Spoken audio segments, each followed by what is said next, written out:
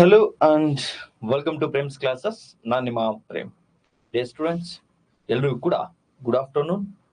ನಾವು ಕಳೆದ ತರಗತಿಯಲ್ಲಿ ಸೈನ್ಸ್ ಅಂಡ್ ಟೆಕ್ನಾಲಜಿಗೆ ಸಂಬಂಧಪಟ್ಟಂತೆ ವಿಜ್ಞಾನದ ಮೊದಲನೇ ತರಗತಿಯನ್ನ ನೋಡಿದ್ವಿ. ಇದು ಸೈನ್ಸ್ ಅಂಡ್ ಟೆಕ್ನಾಲಜಿಯ 2ನೇ ತರಗತಿ. ಸೊ ಐ ಹೋಪ್ ಎಲ್ರು ಕೂಡ ನಿನ್ನೆ ತರಗತಿಯನ್ನ ರಿವಿಷನ್ ಮಾಡ್ಕೊಂಡು ಬಂದಿದ್ದೀರಾ ಅನ್ಕೋತೀನಿ. ಸೊ ಕೇಳಿಸ್ತಾ ಇದೆಯಾ ಅಂಡ್ ಕಾಣಿಸ್ತಾ ಇದೆ ಅಂದ್ರೆ ಕ್ಲಾಸಸ್ ಅನ್ನ ಶುರು ಮಾಡೋಣ. ಮತ್ತೆ ನಿನ್ನೆ ಕ್ಲಾಸಿಗೆ ಅಟೆಂಡ್ ಆಗಿಲ್ಲ ಅಂದ್ರೆ ದಯವಿಟ್ಟು ಈ ಕ್ಲಾಸ್ ಅನ್ನ ಅಟೆಂಡ್ ಆಗಬೇಡಿ, ಓಕೆನಾ? ನಿನ್ನೆ ಕ್ಲಾಸ್ ನೋಡಿದ್ರೆ ಮಾತ್ರ ಇದು ಅರ್ಥ ಆಗ್ತಾ ಹೋಗುತ್ತೆ. ಸೊ ಯೂಶಲಿ ನಾವು ಕಳೆದ ತರಗತಿಯಲ್ಲಿ ಏನೆಲ್ಲ ನೋಡಿದ್ವಿ ಅಂತ ಅಂದ್ರೆ, ಸೆಲ್ ಅಂದ್ರೆ ಏನು, ಜೀವಕೋಶ ಅಂದ್ರೆ ಏನು, ಸೆಲ್ ಸ್ಟ್ರಕ್ಚರ್ ಯಾವ ರೀತಿ ಇರುತ್ತೆ, ಸೆಲ್ ನ ಕ್ಯಾರೆಕ್ಟರಿಸ್ಟಿಕ್ಸ್ ಏನೇನು, ಅಂದ್ರೆ ಆ ಜೀವಕೋಶದ ಗುಣಲಕ್ಷಣಗಳೇನು, ಸೆಲ್ಲು ಮತ್ತೆ ಲೈಫ್, ಜೀವಕೋಶ ಮತ್ತೆ ಜೀವಿಯ ನಡುವಿನ ವ್ಯತ್ಯಾಸ ಏನು, ಸೊ ಲೈಫ್ ನ ಮೇನ್ ಕ್ಯಾರೆಕ್ಟರಿಸ್ಟಿಕ್ಸ್ ಏನು, ಜೀವಿಯ ಗುಣಲಕ್ಷಣಗಳೇನು, ದೆನ್ ಸೆಲ್ ಸ್ಟ್ರಕ್ಚರ್ ನ ಒಂದಷ್ಟು ಘಟನೆಗಳನ್ನ ನಾವು ನೋಡ್ತಾ ಬಂದಿದ್ವಿ. ಸೆಲ್ ಮೆಂಬ್ರೇನ್ ಆಗಿರ್ಬೋದು, ಅಂದ್ರೆ ಜೀವಕೋಶ, ಕೋಶ ಪೊರೆ, ಸೈಟೋಪ್ಲಾಸಮ್ ಕೋಶ ದ್ರವ್ಯ, ಕೋಶ ಕೇಂದ್ರ ನ್ಯೂಕ್ಲಿಯಸ್. ಸೊ ಇದೊಂದು ಸ್ವಲ್ಪ ಬೇಸಿಕ್ ಆಗಿ ನೋಡಿದ್ವಿ. ಅದರ ಜೊತೆಗೆ ಸೆಲ್ ಮೆಂಬ್ರೇನ್, ಕೋಶ ಪೊರೆಯನ್ನ ಡೀಟೇಲ್ಡ್ ಆಗಿ ಕೊನೆಯ ತರಗತಿಯಲ್ಲಿ ನಾವು ಮುಗಿಸಿದ್ವಿ.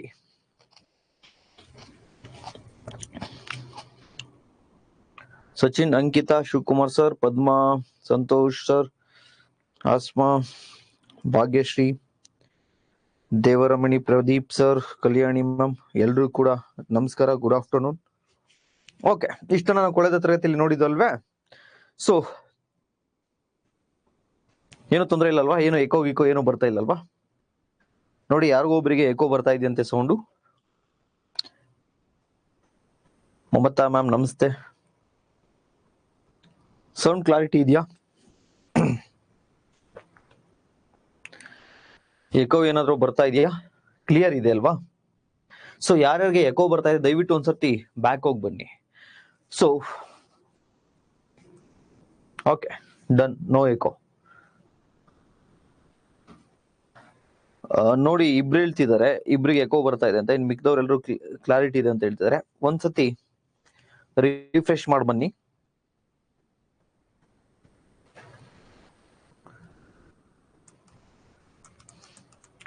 ಸೊ ಇದೆಲ್ಲವನ್ನು ಕೂಡ ನಾವು ನಿನ್ನೆ ತರಗತಿಯಲ್ಲಿ ನೋಡಿದ್ವಿ.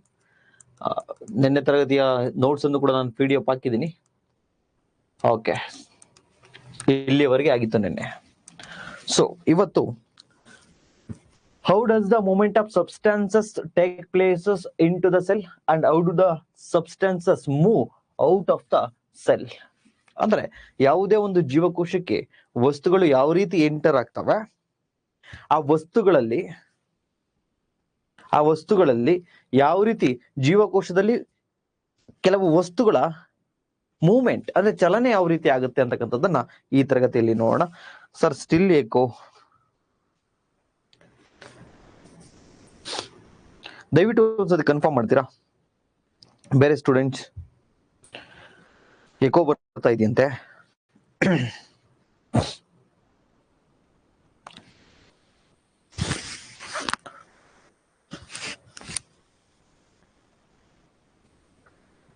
ಶಿವಕುಮಾರ್, ಶಿವ ಸರ್, ಎಕೋ ಏನಿಲ್ಲ, ಎಲ್ರಿಗೂ ಕ್ಲಿಯರ್ ಇದೆ ಅಲ್ವಾ?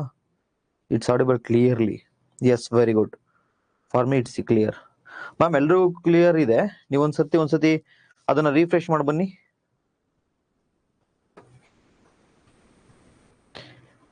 ಎಸ್, ರೆಕಾರ್ಡೆಡ್ ಕ್ಲಾಸಸ್ ಕೇಳಿ, ತೊಂದರೆ ಇಲ್ಲ, ಲೈವ್ ಅಟೆಂಡ್ ಆಗದೆ ಇದ್ದವರು. Okay, done.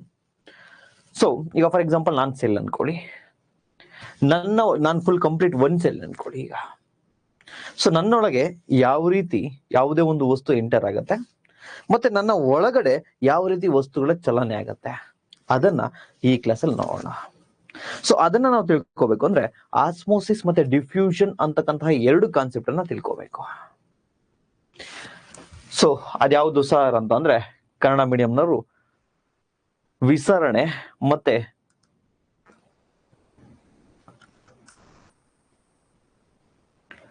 ವಿಸರಣೆ ಮತ್ತೆ ಅಭಿಸರಣೆ, ಈ 2 ಕಾನ್ಸೆಪ್ಟ್ ಅನ್ನ ತಾವುಗಳು ತಿಳ್ಕೊಬೇಕಾಗತ್ತೆ. ಸೊ ಒಂದು ಎಕ್ಸಾಂಪಲ್ ಅನ್ನ ನೋಡೋಣ.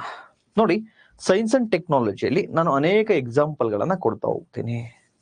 ಈ ಎಕ್ಸಾಂಪಲ್ ಸೈನ್ಸ್ ಅಂಡ್ ಟೆಕ್ನಾಲಜಿ ಮತ್ತೆ ಎನ್ವೈರನ್ಮೆಂಟ್ ಅಂಡ್ ಎಕಾಲಜಿಯಲ್ಲಿ ಒಂದು ಎಕ್ಸಾಂಪಲ್ 2-3 ಕಾನ್ಸೆಪ್ಟ್ಗೂ ಕೂಡ ಅನ್ವಯಿಸುತ್ತೆ. ಆದ್ರೆ ತಾವೇನ್ ಮಾಡ್ಬೇಕು ಅಂದ್ರೆ, ಒಂದು ಡಿಸ್ಕ್ಲೈಮರ್, ದಯವಿಟ್ಟು ನಾನೀಗೇನು ಯಾವ ಕಾನ್ಸೆಪ್ಟ್ಗೆ ಎಕ್ಸಾಂಪಲ್ ಕೊಡ್ತಾ ಇರ್ತೀನಲ್ವಾ, ಆ ಕಾನ್ಸೆಪ್ಟ್ ನ ಪರ್ಸ್ಪೆಕ್ಟಿವ್ ಇಂದ ತಾವು ನೋಡ್ಬೇಕು. ಬಿಕಾಸ್ ನಾನೀಗ ಕೊಡ್ತಿರ್ತಕ್ಕಂಥ ಎಕ್ಸಾಂಪಲ್ ಇನ್ನ ಬೇರೆ ಬೇರೆ ಕಾನ್ಸೆಪ್ಟ್ ಕೂಡ ಲಿಂಕ್ ಆಗುತ್ತೆ.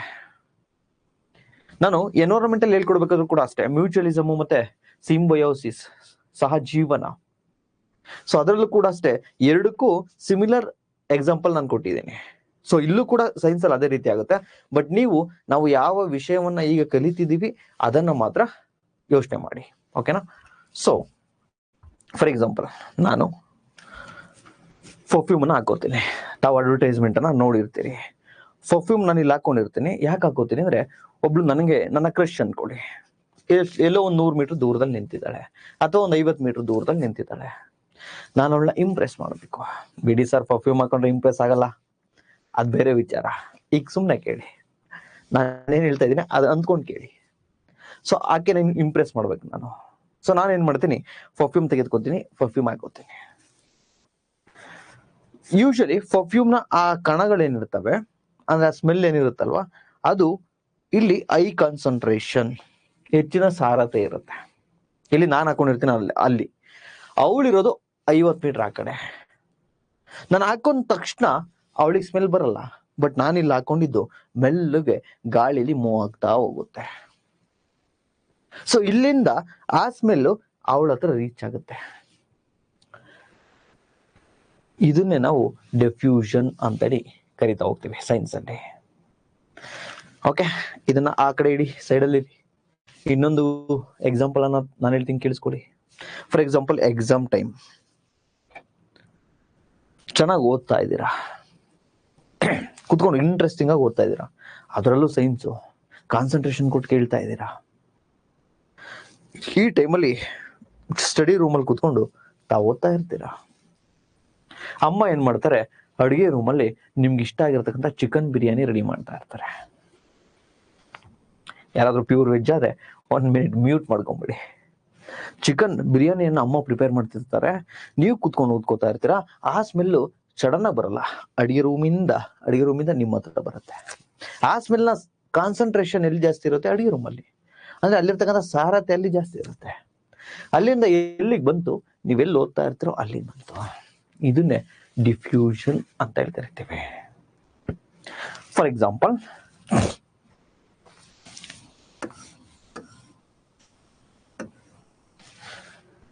ಇಲ್ಲಿ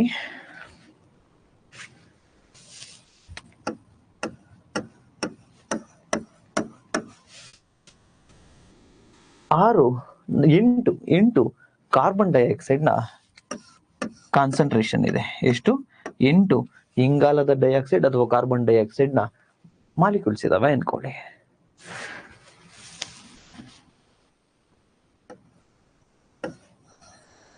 ಇಲ್ಲಿ 4 ಅಷ್ಟೇ ಇದಾವೆ ಅನ್ಕೊಳ್ಳಿ. ಸೊ ಆಗ ಇಲ್ಲಿಂದ ಇಲ್ಲಿಗೆ ನೋಡಿ, ಇದು ಐ ಕಾನ್ಸಂಟ್ರೇಷನ್ ಅಲ್ವಾ, 8 ಇದಾವೆ, ಇಲ್ಲಿರೋದು 4 ಅಷ್ಟೇ. ಸೊ ಆಗೇನ್ ಮಾಡುತ್ತೆ, ಇಲ್ಲಿಂದ 4 ಕಾರ್ಬನ್ ಡೈಆಕ್ಸೈಡ್ ಇಲ್ಲಿ ಬರ್ತವೆ, ಅಥವಾ 2 ಬರ್ತವೆ, ಇಲ್ಲೂ ಆರಿರ್ಲಿ ಈಕ್ವಲ್ ಮಾಡೋಣ ಅಂತ. ಇಟ್ ಮೀನ್ಸ್ ಐ ಕಾನ್ಸಂಟ್ರೇಷನ್ ಇಂದ ಲೋ ಕಾನ್ಸಂಟ್ರೇಷನ್ಗೆ ಏನ್ ಬರುತ್ತಲ್ವಾ, ಹೆಚ್ಚಿನ ಸಾರತೆಯಿಂದ, ಕನ್ನಡ ಮೀಡಿಯಂ ಸ್ಟೂಡೆಂಟ್ಸ್, ಹೆಚ್ಚಿನ ಸಾರತೆಯಿಂದ ಕಡಿಮೆ ಸಾರತೆಯೆಡೆಗೆ ಏನ್ ಬರುತ್ತಲ್ವಾ, ಇದನ್ನೇ ನಾವು ಡಿಫ್ಯೂಷನ್ ಅಂತ ಹೇಳಿ ಕರಿತೀವಿ.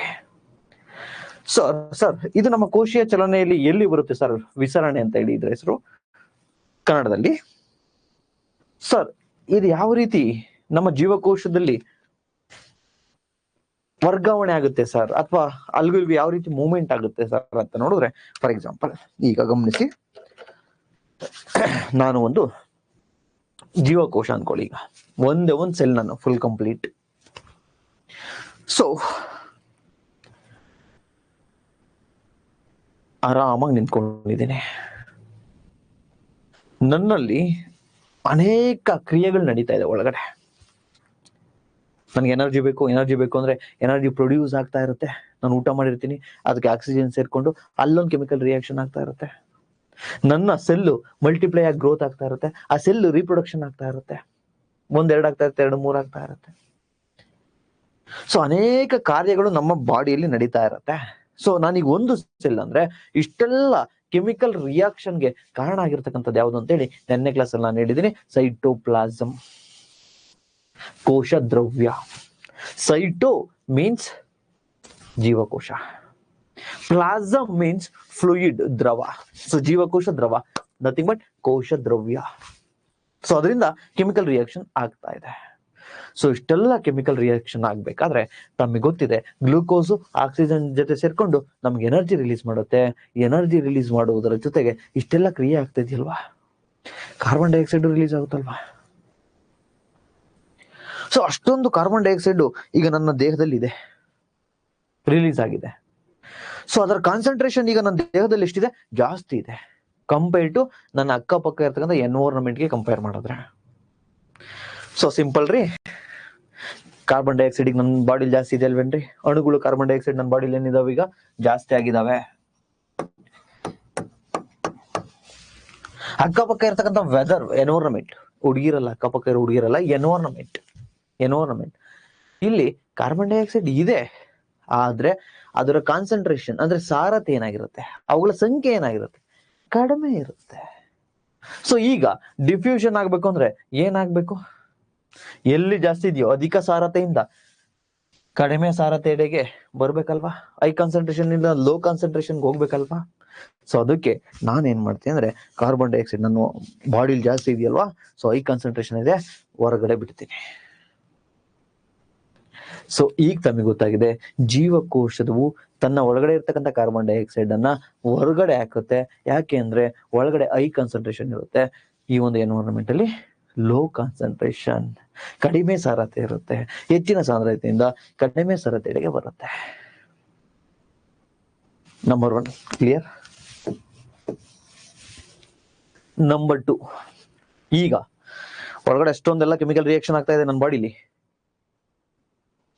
ಸೊ ಕಾರ್ಬನ್ ಡೈಆಕ್ಸೈಡ್ ಜಾಸ್ತಿ ಆಗಿದೆ ಅಲ್ವಾ ಒಳಗಡೆ. ಈ ಟೈಮಲ್ಲಿ ಆಕ್ಸಿಜನ್ ಪ್ರಮಾಣ ಏನಾಗಿರುತ್ತ್ರಿ, ಕಡಿಮೆ ಆಗಿರುತ್ತಲ್ವಾ. ಆಕ್ಸಿಜನ್ ಕಡಿಮೆ ಆಗಿರುತ್ತಲ್ವಾ, ಬಿಕಾಸ್ ಕೆಲಸ ಮಾಡಿ ಮಾಡಿ ಮಾಡಿ ಕಾರ್ಬನ್ ಡೈಆಕ್ಸೈಡ್ ಜಾಸ್ತಿ ಆಗಿದೆಯಲ್ವಾ, ಆಕ್ಸಿಜನ್ ಕಮ್ಮಿ ಆಗಿರುತ್ತಲ್ವಾ. ಆಗ ನನ್ನ ಬಾಡಿಯಲ್ಲಿ ಆಕ್ಸಿಜನ್ ನ ಸಾರತೆ ಕಾನ್ಸಂಟ್ರೇಷನ್ ಎಷ್ಟಿರುತ್ತೆ, ಕಡಿಮೆ ಇರುತ್ತೆ. ಫಾರ್ ಎಕ್ಸಾಂಪಲ್ 3 ಅಣು ಇದಾವೆ ಅನ್ಕೊಳ್ಳಿ, ಎಷ್ಟಿದಾವೆ, 3. ಈಗ ಈ ಸಂದರ್ಭದಲ್ಲಿ ನನ್ನ ಸುತ್ತ ಇರ್ತಕ್ಕಂಥ ಎನ್ವೈರನ್ಮೆಂಟ್ ಅಲ್ಲಿ ಎಷ್ಟು ಅಣುಗಳಿದಾವೆ, ಆಕ್ಸಿಜನ್ 8 ಇದೆ ಅನ್ಕೊಳ್ಳಿ. ಈಗ ಹೈ ಕಾನ್ಸಂಟ್ರೇಷನ್ ಎಲ್ಲಿದೆ, ಈ ನನ್ನ ಸುತ್ತ ಇರ್ತಕ್ಕಂಥ ಎನ್ವೈರನ್ಮೆಂಟ್ ಅಲ್ಲಿ ಇದೆ 8. ಲೋ ಕಾನ್ಸಂಟ್ರೇಷನ್ ಎಲ್ಲಿದೆ, ನನ್ನ ಬಾಡಿಲಿ 3 ಆಕ್ಸಿಜನ್ ಇರೋದು. ಈಗ ಡಿಫ್ಯೂಷನ್ ಆಗ್ಬೇಕು ಅಂದ್ರೆ ಏನ್ ಮಾಡ್ಬೇಕು, ಹೈ ಕಾನ್ಸಂಟ್ರೇಷನ್ ಇಂದ ಲೋ ಕಾನ್ಸಂಟ್ರೇಷನ್ ಬರ್ಬೇಕು. ಸೊ ಆಕ್ಸಿಜನ್ ಏನಾಗುತ್ತೆ, ನನ್ನ ಬಾಡಿ ಒಳಗಡೆ ಈಗ ಬರುತ್ತೆ. ಸೊ ತಮಗೆ ಈಗ ಗೊತ್ತಾಯ್ತು, ಎಂತ ಬ್ಯೂಟಿಫುಲ್ ಕಾನ್ಸೆಪ್ಟ್ ಅಲ್ವಾ. ಸೊ ನಾವ್ ಯಾಕೆ ಕಾರ್ಬನ್ ಡೈಆಕ್ಸೈಡ್ ಅನ್ನ ಆಚೆ ಹಾಕ್ತೀವಿ, ನಮ್ಮ ದೇಹ ಕಾರ್ಬನ್ ಡೈಆಕ್ಸೈಡ್ ಅನ್ನ ಆಚೆ ಹಾಕ್ಲಿಕ್ಕೆ, ಆಕ್ಸಿಜನ್ ಆಮ್ಲಜನಕವನ್ನ ಒಳಗಡೆ ತೆಗೆದುಕೊಳ್ಳಿಕ್ಕೆ ಕಾರಣ ಯಾವುದು ಅಂದ್ರೆ ಈ diffusion.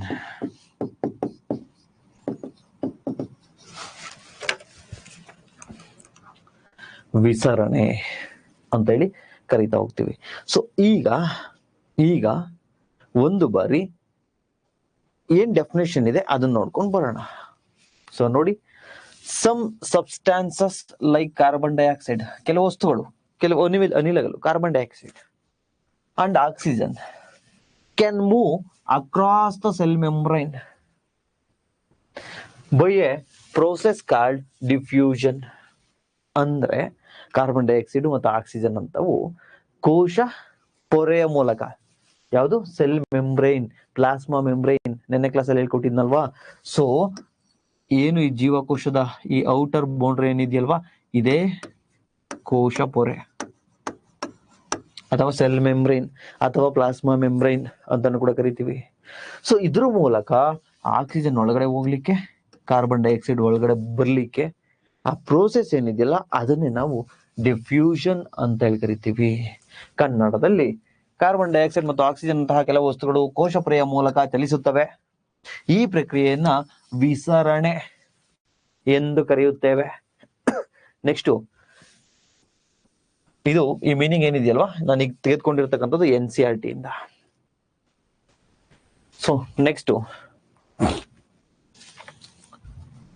there is a spontaneous movement of substances from region of high concentration to region of low concentration.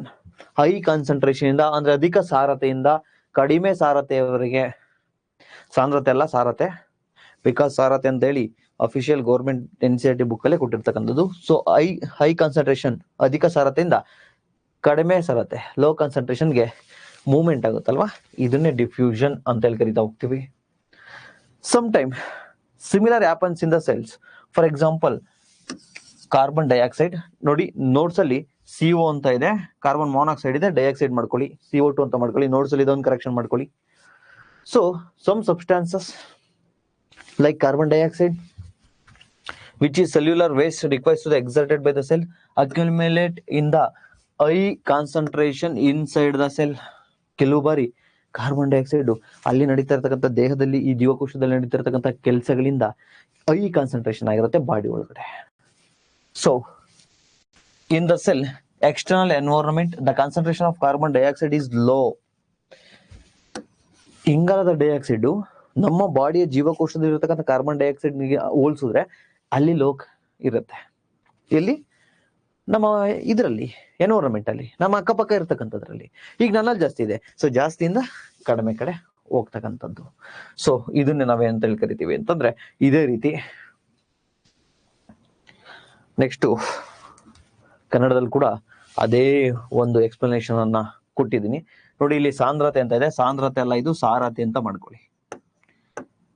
Notes ಅಲ್ಲಿ 2 ಕರೆಕ್ಷನ್ ಮಾಡ್ಕೊಳ್ಳಿ.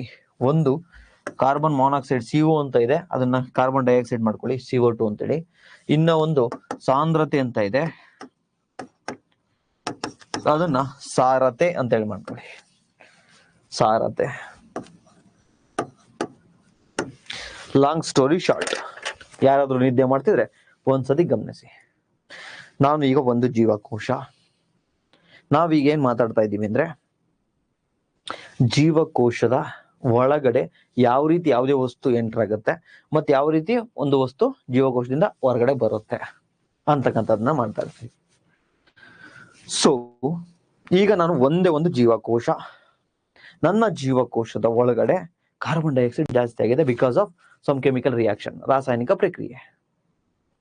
ಸೊ ಈಗ ಚಯಾಪಚಯ ಅಂದ್ರೆ ಮೆಟಾಬಲಿಸಮ್ ಸಿಸ್ಟಮ್ ಅದ್ರ ಪಾಡಿಗೆ ಅದು ವರ್ಕ್ ಆಗ್ತಾ ಇದೆ, ತಿಂದಿದ್ದೀನಿ, ಈಗ ನಿಮಗೆ ಕ್ಲಾಸ್ ಮಾಡ್ತಾ ಇದ್ದೀನಿ, ಎನರ್ಜಿ ಬೇಕು, ಎನರ್ಜಿ ಪ್ರೊಡ್ಯೂಸ್ ಆಗ್ತಾ ಇದೆ, ಎಲ್ಲ ಕಾರಣದಿಂದ ಕಾರ್ಬನ್ ಡೈಆಕ್ಸೈಡ್ ಒಳಗಡೆ ಜಾಸ್ತಿ ಆಗಿದೆ. So concentration of carbon dioxide ನನ್ನ ಬಾಡಿಲಿ ಈಗ ಜಾಸ್ತಿ ಆಗಿದೆ.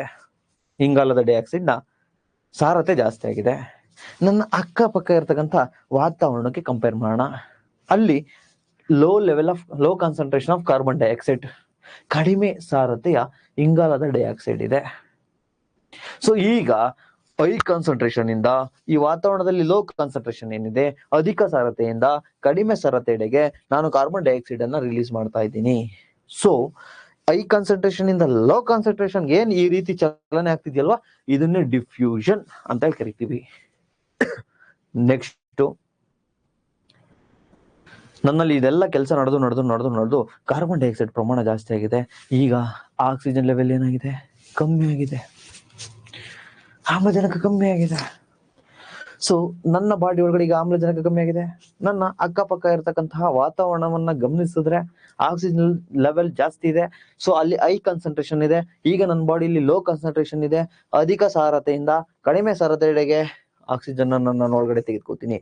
ಸೊ ಒಂದು ಸೆಲ್ನ ಕಾರ್ಬನ್ ಡೈಆಕ್ಸೈಡ್ ನ ಆಚೆ ಹಾಕ್ಲಿಕ್ಕೆ, ಆಕ್ಸಿಜನ್ ನ ಒಳಗಡೆ ತೆಗೆದುಕೊಳ್ಳಿಕ್ಕೆ ಒಂದು ಪ್ರಕ್ರಿಯೆ ಇಂಪಾರ್ಟೆಂಟು. ಆ ಪ್ರೋಸೆಸ್ ಯಾವುದು ಅಂದ್ರೆ ಡಿಫ್ಯೂಷನ್. ಆ ಪ್ರೋಸೆಸ್ ವಿಸರಣೆ.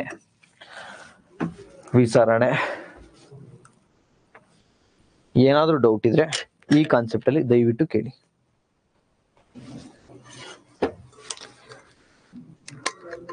ಆಯ್ತು ಸರ್, ಎಲ್ರಿಗೂ ನಮಸ್ಕಾರ.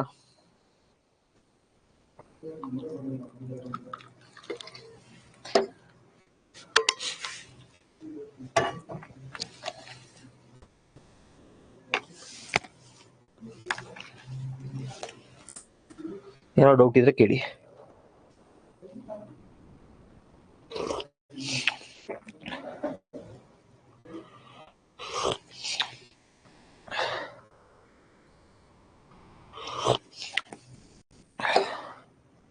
ಎನರ್ಜಿ ರಿಕ್ವೈರ್ಮೆಂಟ್ ಇಲ್ಲ ಈ ಒಂದು ಪ್ರೋಸೆಸ್ ಅಲ್ಲಿ.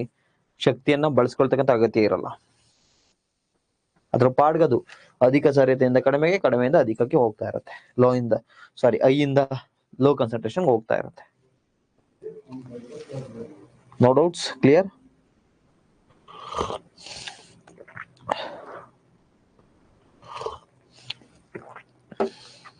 ಓಕೆ, ನೋಡಿ ಸ್ವಲ್ಪ ನಿದ್ರೆ ಮಾಡ್ತಿದ್ರೆ, ನಿದ್ದೆಗಣ್ಣಲ್ಲಿದ್ರೆ ಸ್ವಲ್ಪ ಆಚೆ ಬನ್ನಿ, ಸ್ವಲ್ಪ ಅದರಿಂದ ಆಚೆ ಬನ್ನಿ.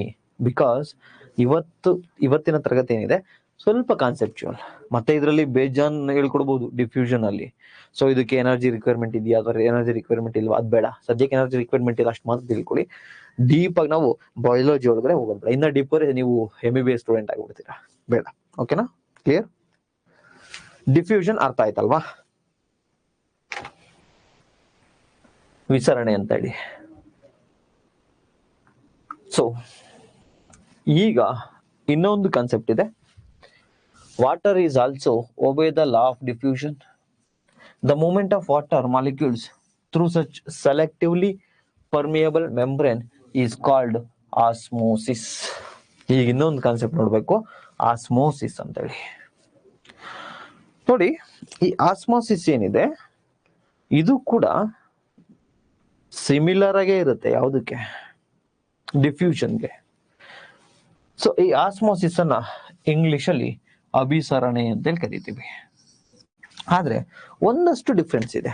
ಸೊ ಅದಕ್ಕೆ ತಾವುಗಳು ಕೇರ್ಫುಲ್ ಆಗಿ ಗಮನಿಸಿ.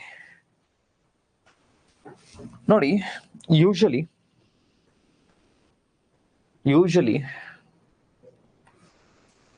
ನಾವೇನು ಡಿಫ್ಯೂಷನ್ ನೋಡಿದ್ವಿ, ನಾವೇನು ವಿಸರಣೆಯನ್ನ ನೋಡಿದ್ವಿ, ಅದು ಗ್ಯಾಸು ಮತ್ತೆ ಲಿಕ್ವಿಡ್, ಅನಿಲ ಮತ್ತೆ ದ್ರವ, ಸಾಲಿಡ್ ಅಲ್ಲಿ ಆಗತ್ತೆ. ಸಾಲಿಡ್ ಅಲ್ಲಿ ಆಗಲ್ಲ, ಗ್ಯಾಸ್ ಮತ್ತೆ ಲಿಕ್ವಿಡ್ ಅಲ್ಲಿ ಆಗುತ್ತೆ.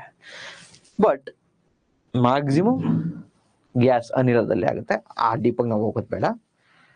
ಬಟ್ ಈ ಆಸ್ಮೋಸಿಸ್ ಬಗ್ಗೆ ನಾನು ಏನ್ ಮಾತಾಡ್ತಾ ಇರ್ತೀನಲ್ವಾ, ಇದು ಲಿಕ್ವಿಡ್ ಅಲ್ಲಿ ಮಾತ್ರ ಆಗುತ್ತೆ, ಅನಿಲದಲ್ಲಿ ಮಾತ್ರ. ಅಂದ್ರೆ ದ್ರವ ವಸ್ತು, ಅನಿಲ ಅಲ್ಲ, ದ್ರವ ವಸ್ತು, ನೀರಿನಲ್ಲಿ. ಸೊ ಆಸ್ಮೋಸಿಸ್ ಅಂದ್ರೆ, ದಯವಿಟ್ಟು ಸ್ವಲ್ಪ ಕಾನ್ಸಂಟ್ರೇಷನ್ ಮಾಡಿ. ಸೊ ಆಸ್ಮೋಸಿಸ್ ಅಂದ್ರೆ ನೋಡ್ರಿ,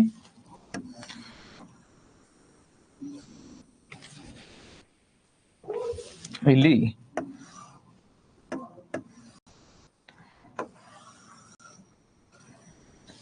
ಒಂದು ಎಕ್ಸಾಂಪಲ್ ಕೊಡ್ತೀನಿ, ಆಮೇಲೆ ಕಾನ್ಸೆಪ್ಟ್ ಬರ್ತೀನಿ. ಎಕ್ಸಾಂಪಲ್ ನೀಟಾಗಿ ಅಬ್ಸರ್ವ್ ಮಾಡಿ, ಆಮೇಲೆ ನಿಮ್ಗೆ ಈಸಿ ಆಗುತ್ತೆ.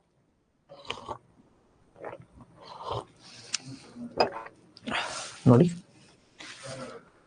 ದ್ರಾಕ್ಷಿ ಅನ್ಕೋಣ, ಒಣ ದ್ರಾಕ್ಷಿ. ಯಾವುದು? ಒಣ ದ್ರಾಕ್ಷಿ. ಒಣ ದ್ರಾಕ್ಷಿ ತಮಗೆ ಗೊತ್ತಿರುತ್ತೆ, ಅಜ್ಜಿ ಚರ್ಮ ಇದ್ದಂಗೆ ಇರುತ್ತೆ. ಅದು ಫುಲ್ ಎಲ್ಲ ಸುಕ್ಕಾಗಿರುತ್ತೆ. ಫುಲ್ ಆ ಬೀಜ ಏನಿರುತ್ತಲ್ಲ ದ್ರಾಕ್ಷಿ, ಅದು ಫುಲ್ ಕಂಪ್ರೆಸ್ ಆಗಿರುತ್ತೆ. ನೋಡಿದಿರಲ್ವಾ ಒಣ ದ್ರಾಕ್ಷಿ? ಅದನ್ನ ಈಗ ನೀರಲ್ಲಿ ಹಾಕಿದ್ದೀರಾ ಅನ್ಕೋಣ, ನೀರಲ್ಲಿ ಹಾಕಿದ್ದೀರಾ. ಸೊ ಅದೇನಾಗುತ್ತೆ, ಊದ್ಕೊಳುತ್ತಲ್ವಾ. ಸಡನ್ ಆಗಿ ಜಿಮ್ಗೆ ಹೋಗಿದ್ದೀನಿ ಅನ್ಕೊಂಡ್ಬಿಟ್ಟು ಅದಕ್ಕೆ ಅದೇನೆ ದಪ್ಪ ಆಗ್ಬಿಡುತ್ತೆ, ಮೊಸಲೆಲ್ಲ ಬಂದ್ಬಿಡುತ್ತೆ ಒಣ ದ್ರಾಕ್ಷಿಗೆ. ಸೊ ಅಲ್ಲಿ ಯಾವ ಕ್ರಿಯೆ ಆಯ್ತು ಅಂತ ಹೇಳಿ ಒಂದು ಬೇಸಿಕ್ ಆಗಿ ನೋಡೋಣ. ನೋಡಿ, ಒಣ ದ್ರಾಕ್ಷಿ ಇತ್ತು, ಇಷ್ಟಿತ್ತಲ್ವಾ, ನೀರಲ್ಲಿ ಹಾಕಿದ್ರೆ ಆ ದ್ರಾಕ್ಷಿ ಏನಾಯ್ತು, ಊದ್ಕೊಳ್ತು. ಸೊ ಇಷ್ಟಿದ್ದು ಇಷ್ಟಾಯ್ತು. ಇಲ್ಲಿ ಏನಾಯ್ತು ಅಂತಂದ್ರೆ, ಈ ಒಣ ದ್ರಾಕ್ಷಿಯನ್ನ ನೀರ್ಗೆ ಹಾಕಿದ್ವಿ. ಎಲ್ಗ ಹಾಕಿದ್ವಿ? ನೀರ್ಗೆ ಹಾಕಿದ್ವಿ.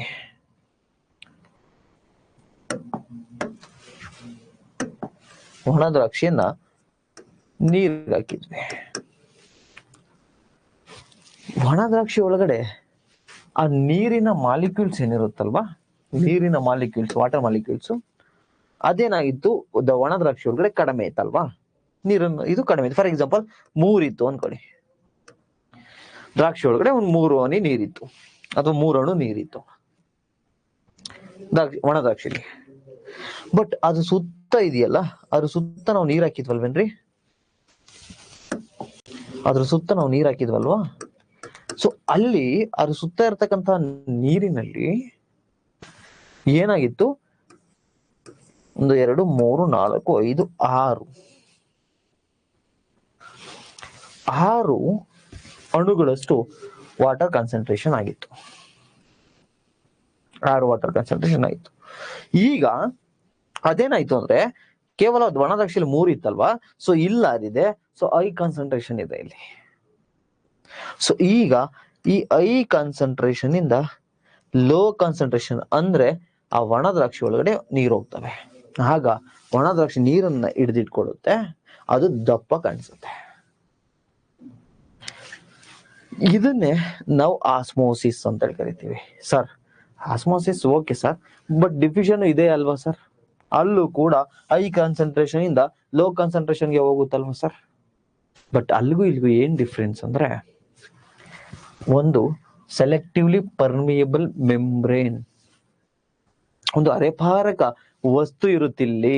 ಫಾರ್ ಎಕ್ಸಾಂಪಲ್ ನೋಡಿ, ಇಲ್ಲಿ 3 ವಾಟರ್ ಮಾಲಿಕ್ಯೂಲ್ಸ್ ಇದೆ. ನೆಕ್ಸ್ಟ್ ಇಲ್ಲೊಂದು ಸೆಲೆಕ್ಟಿವ್ಲಿ ಪರ್ಮಿಯಬಲ್ ಮೆಂಬ್ರೇನ್. ತಮಗೆ ಗೊತ್ತಿದೆ ಸೆಲೆಕ್ಟಿವ್ಲಿ ಪರ್ಮಿಯಬಲ್ ಮೆಂಬ್ರೇನ್ ಅರೆಪಾರಕ ವಸ್ತು ಅಂದ್ರೆ ಏನು ಅಂತ ಹೇಳಿ. ಅಂದ್ರೆ ಕೆಲವು ಐಟಮ್ಗಳನ್ನ ಮಾತ್ರ ಒಳಗಡೆ ಬಿಡುತ್ತೆ, ಕೆಲವು ಐಟಮ್ಗಳನ್ನ ಒಳಗಡೆ ಬಿಡಲ್ಲ. ಆ ತರದ್ದು ನಾನು ಹೇಳ್ಕೊಟ್ಟಿದ್ದೆ, ನಾನು ಕೋಶ ಪೊರೆ ಎಕ್ಸಾಂಪಲ್ ಕೊಟ್ಟು ಸೆಲ್ ಮೆಂಬ್ರೇನ್ ಅನ್ನ. ಸೊ ಈಗ ಅರೆಪಾರಕ ವಸ್ತು ಇದೆ. ಸೊ ವಾಟರ್ ಮಾಲಿಕ್ಯೂಲ್ಸ್ ಇಲ್ಲಿ ಎಷ್ಟಿದೆ, 3 ಇದೆ. ಯಾವ್ದ್ರಲ್ಲಿ, ದ್ರಾಕ್ಷಿ ಅಥವಾ ಈ ವಾಟರ್ ಅಲ್ಲಿ. ಇಲ್ಲಿ ಎಷ್ಟಿದೆ, 4 ಇದೆ. ಸೊ ಈಗ ಈ 4ರಿಂದ 3 4 4 8 8ರಿಂದ ಇಲ್ಲಿಗೆ ಎಷ್ಟು ಹೋಗ್ತವೆ, ಮತ್ತೆ ಇಲ್ಲಿಂದ ಇಲ್ಲಿಗೆ ಟ್ರಾನ್ಸ್ಫರ್ ಆಗುತ್ತೆ. 1 2 3 ಇಲ್ಲಿಗೆ ಟ್ರಾನ್ಸ್ಫರ್ ಆಗ್ತಾ ಬರುತ್ತೆ. ಸೊ ಇದು ಕೂಡ ಹೈ ಕಾನ್ಸಂಟ್ರೇಷನ್ ಇಂದ ಲೋ ಕಾನ್ಸಂಟ್ರೇಷನ್ಗೆ, ಇದು ಕೂಡ ಹೆಚ್ಚಿನ ಸಾಂದ್ರತೆಯಿಂದ ಕಡಿಮೆ ಸಾಂದ್ರತೆಗೆ. ಬಟ್ ಒಂದು ಡಿಫ್ರೆನ್ಸ್ ಏನು ಅಂದ್ರೆ, ಇಲ್ಲಿ ಈ ರೀತಿ ಏನಾಗ್ತಾ ಇರುತ್ತಲ್ವಾ, ಇಲ್ಲಿ ಒಂದು ಸೆಲೆಕ್ಟಿವ್ಲಿ ಪರ್ಮಿಯಬಲ್ ಮೆಂಬ್ರೇನ್, ಅರಪಾರ್ಯ ಪೊರೆ, ಅರೆಪಾರಕ ಪೊರೆ, ಅರವ್ಯಾಪ್ಯ ಪೊರೆ ಇರುತ್ತೆ. ಸೊ ಇದನ್ನೇ ಆಸ್ಮೋಸಿಸ್ ಅಂತೇಳಿ ಕರಿತಾ ಹೋಗ್ತೀವಿ. ಸೊ ಇದನ್ನ ಇನ್ ಸ್ವಲ್ಪ ಡೀಪ್ ಕಾನ್ಸೆಪ್ಟ್ ಅನ್ನು ನಾನು ಹೇಳ್ಕೊಡ್ತೀನಿ. ಬಟ್ ಒಂದು ಸರ್ತಿ ಡೆಫಿನೇಷನ್ ಅನ್ನ ನೋಡೋಣ. ಸರ್ ಇಷ್ಟೊಂದೆಲ್ಲ ಬೇಕಾ ಸರ್? ಡೆಫಿನೆಟ್ಲಿ ಬೇಕು. ನಿಮ್ಮ ಬಹುತೇಕ ಆತರ ಬುಕ್ಸ್ ಅಲ್ಲಿ ಜಸ್ಟ್ ವಿಸರಣೆ ಅಷ್ಟೇ ಕೊಟ್ಟಿದ್ದಾನೆ, ಡೀಟೇಲ್ ಕೊಟ್ಟಿಲ್ಲ. ಅದು ಅರ್ಥ ಆಗ್ಬೇಕು, ಇಲ್ಲ ಬೈಟ್ ಮಾಡ್ಬೇಕಾಗುತ್ತೆ. ಸೊ ನೀಟಾಗಿ ಅರ್ಥ ಮಾಡ್ಕೊಳ್ಳಿ. NCERT ಕೂಡ ಇದೆ ಈಗ. I think 9th class NCERT ಇದೆ ನೋಡಿ. ನೀರು ಕೂಡ ವಿಸರಣೆಯ ನಿಯಮವನ್ನ ಪಾಲಿಸುತ್ತದೆ ಅಂದ್ರೆ ಡಿಫ್ಯೂಷನ್ ಅನ್ನ. ಅರವ್ಯಾಪ್ಯ ಪೊರೆಯ ಮೂಲಕ ನೋಡಿ, ಸೆಲೆಕ್ಟಿವ್ಲಿ ಪರ್ಮಿಯಬಲ್ ಮೆಂಬ್ರೇನ್ ಮೂಲಕ ನೀರಿನ ಅಣುಗಳ ಚಲನೆಗೆ ಅಭಿಸರಣೆ ಅಂತ ಹೇಳಿ ಕರಿತೀವಿ, ಆದ್ರೆ ಆಸ್ಮೋಸಿಸ್ ಅಂತ ಹೇಳಿ ಕರಿತೀವಿ. ನೀರಿನಲ್ಲಿ ಕರಗಿರುವ ವಸ್ತುಗಳ ಪ್ರಮಾಣವು ಕೋಶ ಪೊರೆಯ ಮೂಲಕ ಚಲಿಸುವ ನೀರಿನ ಮೇಲೆ ಪ್ರಭಾವ ಬೀರುತ್ತದೆ. ಆದ್ದರಿಂದ ಅಭಿಸರಣೆ ಎನ್ನುವುದು ನೀರಿನ ಅಧಿಕ ಸಾರತೆಯ ಪ್ರದೇಶದಿಂದ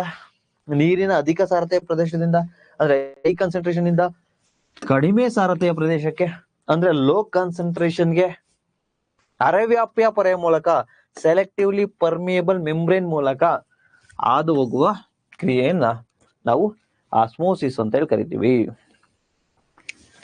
ನೋಡಿ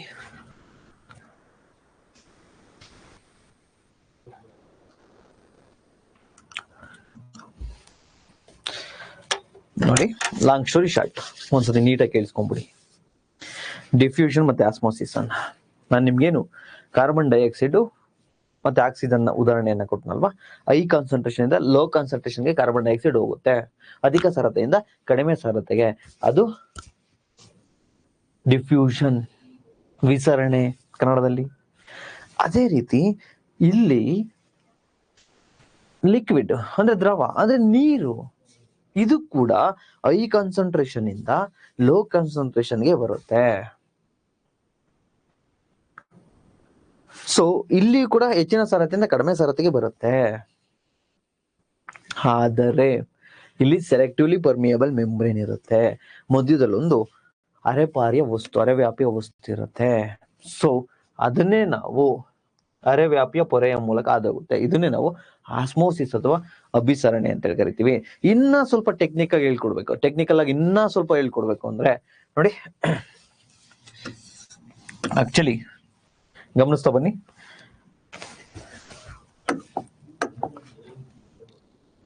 ಸರ್ ಇನ್ನ ಸ್ವಲ್ಪ ಡೀಪ್ ಆಗ್ಬೇಕು ಅಂದ್ರೆ ಇದು ಇಲ್ಲ ಸರ್ ನನ್ಗೆ ಇಷ್ಟೇ ಸಾಕು ಅಷ್ಟೇ ತಲೆಯಲ್ಲಿ ಇಟ್ಕೊಳ್ಳಿ. ಕನ್ಫ್ಯೂಷನ್ ಅನ್ನ ಮಾಡ್ಕೋಬೇಡಿ, ಫೋಕಸ್ ಇರ್ಲಿ, ಫೋಕಸ್ ಕಳ್ಕೋಬೇಡಿ. ಇದು ಒಂದ್ಸತಿ ಫೋಕಸ್ ಕಳ್ಕೊಂಡ್ರೆ ನೆಕ್ಸ್ಟ್ ಇರ್ತಕ್ಕಂಥದ್ದು ಇದಕ್ಕಿನ್ನ ಸ್ವಲ್ಪ ಜಾಸ್ತಿ ಕಾನ್ಸೆಪ್ಚುಯಲ್ ಆಗಿದೆ. ಸೊ ಅದಕ್ಕೋಸ್ಕರ ಅಂಡ್ ಯಾರಾದ್ರೂ ಮಧ್ಯೆ ಜಾಯ್ನ್ ಆಗಿದ್ರೆ ವಾಪಸ್ ಹೋಗ್ಬಿಡಿ, ರೆಕಾರ್ಡೆಡ್ ಅಪ್ಲೋಡ್ ಮಾಡ್ತೀನಲ್ಲ ಅವಾಗ ನೋಡ್ಕೊಳ್ಳಿ.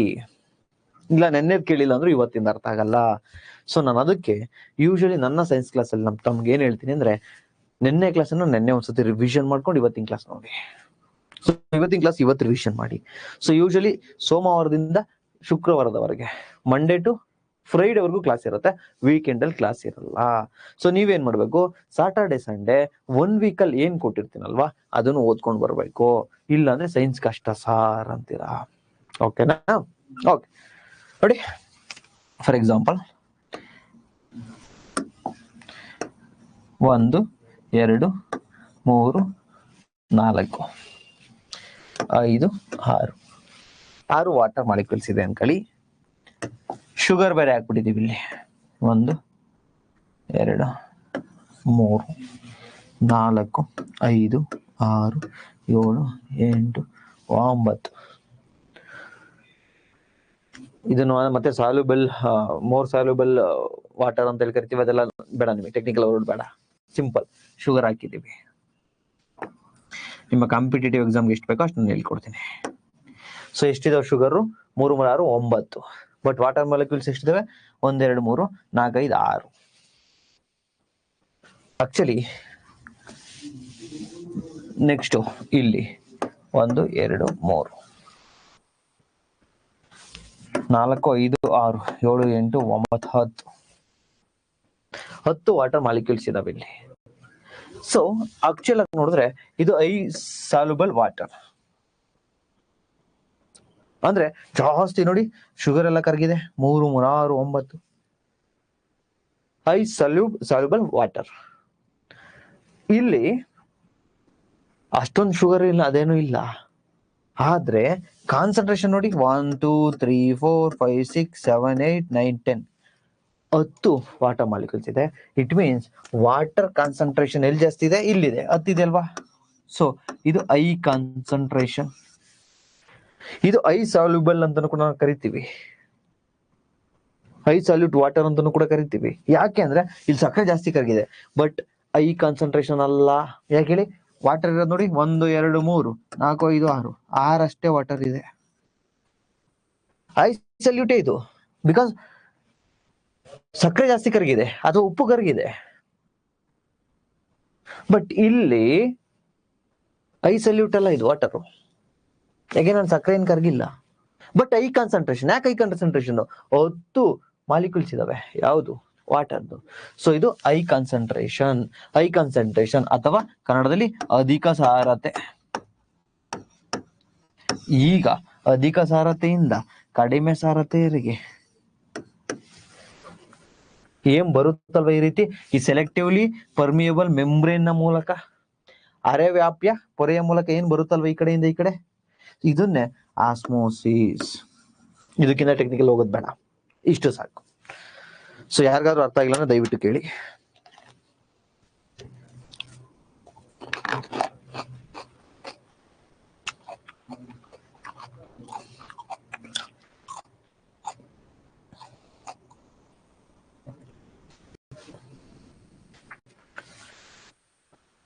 ಅರ್ಥ ಆಯ್ತೇನ್ರಿ?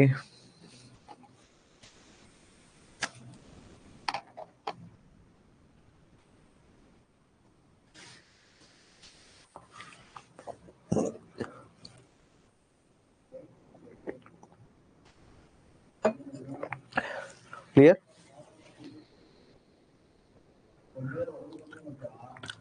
Very good. Yes, very good. ಈಗ ಆಸ್ಮೋಸಿಸ್ ಇನ್ನೂ ಒಂದು ಎಕ್ಸಾಂಪಲ್ ಕೊಡ್ತೀನಿ. ಫಾರ್ ಎಕ್ಸಾಂಪಲ್, ಒಂದು ಡೆಡ್ ಬಾಡಿ, ಮೃತದೇಹ ಸತ್ತೋಗ್ಬಿಟ್ಟಿದೆ. ಅದು ಏನೋ ಮಾಡ್ಬಿಟ್ಟು ನೀರ್ಗೆ ಹಾಕವ್ರೆ. ನೀರ್ಗೆ ಹಾಕಿದ್ರೆ ಸಾಕ್ಷಿಯನ್ನು ನಾಶ ಮಾಡ್ಬೋದು, ಗುರುತು ಸಿಗ್ದಂಗೆ ಆಗುತ್ತೆ. ಏನಾದ್ರು ಆ ಫಿಂಗರ್ ಪ್ರಿಂಟ್ ಅವು ಇವು ಇಲ್ಲ ಇವ್ರದ್ದು ಏನಾದ್ರು DNA ಅದು ಇದು ಸ್ವಲ್ಪ ಹಾಳು ಮಾಡೋಣ ಅಂತೇಳಿ ನೀರ್ಗೆ ಹಾಕ್ಬಿಟ್ಟಿದ್ದಾರೆ ಮರ್ಡರ್ ಮಾಡಿ ಡೆಡ್ ಬಾಡಿ. ಈಗ ಡೆಡ್ ಬಾಡಿ ಒಳಗಡೆ ಇರ್ತಕ್ಕಂತಹ ವಾಟರ್ ಕಾನ್ಸಂಟ್ರೇಷನ್ ಅಂದ್ರೆ ಸಾರತೆ ಏನಿದೆ ಅದು ಲೋ ಇರುತ್ತೆ ಕಂಪೇರ್ ಟು ಆ ನೀರು ಆಚೆ ಇರ್ತದಲ್ಲ ನೀರು ಅಲ್ಲಿ ಕಂಪೇರ್ ಮಾಡಿದ್ರೆ. ಯಾವ್ದೋ ಕೆರೆ ಅದು ಕೆರೆಯಲ್ಲಿ ಸಿಕ್ಕಾಪಟ್ಟೆ ನೀರಿದೆ. ಸೊ ವಾಟರ್ ಕಾನ್ಸಂಟ್ರೇಷನ್ ಎಲ್ಲಿ ಜಾಸ್ತಿ ಇರುತ್ತೆ? ಕೆರೆಯಲ್ಲಿ ಜಾಸ್ತಿ ಇರುತ್ತೆ, ಅಧಿಕ ಸಾರತೆ. ಹೈ ಕಾನ್ಸಂಟ್ರೇಷನ್ ವಾಟರ್ ಎಲ್ಲಿರುತ್ತೆ? ಕೆರೆಯಲ್ಲಿ. ಈಗ ಒಂದು ಬಾಡಿ ಬಿದ್ದಿದೆ, ಆ ಬಾಡಿಲಿ ಏನಾಗಿರುತ್ತೆ? ಲೋ ಕಾನ್ಸಂಟ್ರೇಷನ್ ಆಫ್ ವಾಟರ್, ಕಡಿಮೆ ಸಾರತೆಯ ನೀರಿದೆ. ಈಗ ತಮಗೆ ಗೊತ್ತು, ಯಾವತ್ತು ಕೂಡ ಐಯಿಂದನೇ ಲೋಗ್ ಬರೋದು. ಸೊ ಕೆರೆಗೆ ಅಷ್ಟೊಂದು ಐ ಇದೆಯಾ, ಅಲ್ಲಿಂದ ಈಗ ಬಾಡಿ ಒಳಗಡೆ ಎಂಟರ್ ಆಗ್ತಾ ಹೋಗುತ್ತೆ. ಸೊ ಈ ರೀತಿ ಹೈ ಕಾನ್ಸಂಟ್ರೇಷನ್ ಇಂದ ಲೋ ಕಾನ್ಸಂಟ್ರೇಷನ್ಗೆ ಬರ್ಬೇಕಾದ್ರೆ ಒಂದು ಸೆಲೆಕ್ಟಿವ್ಲಿ ಪರ್ಮಿಯಬಲ್ ಮೆಂಬ್ರೇನ್, ಅರೆವ್ಯಾಪ್ಯ ಪೊರೆ, ನಾನು ಹೇಳಿದ್ನಲ್ವಾ ಕೋಶ ಪೊರೆ, ಸೆಲ್ ಮೆಂಬ್ರೇನ್. ಕೆಲವೊಂದು ಒಳಗಡೆ ಬಿಡುತ್ತೆ, ಕೆಲವೊಂದು ಆಚೆ ಬಿಡುತ್ತೆ. ನಿನ್ನೆ ಒಂದು ಎಕ್ಸಾಂಪಲ್ ಕೊಟ್ಟು, ಗೇಟ್ ಕೀಪರ್, ನಮ್ಮನೆ ವಾಚ್ಮೆನು ಗರ್ಲ್ ಫ್ರೆಂಡ್ ಬಂದಾಗ ಬಿಡಲ್ಲ, ವೈಫ್ ಬಂದಾಗ ಬಿಡ್ತಾರೆ, ಇದೊಂದು ಹೇಳ್ಕೊಟ್ಟಿದ್ನಲ್ವಾ. ಸೊ ಅದನ್ನ ನೆನ್ಪು ಮಾಡ್ಕೊಳ್ಳಿ. ಸೊ ಆ ರೀತಿ ಹೈ ಕಾನ್ಸಂಟ್ರೇಷನ್ ಇಂದ ಲೋ ಕಾನ್ಸಂಟ್ರೇಷನ್ ಬರುತ್ತಲ್ವಾ, ಇದನ್ನೇ ಆಸ್ಮೋಸಿಸ್.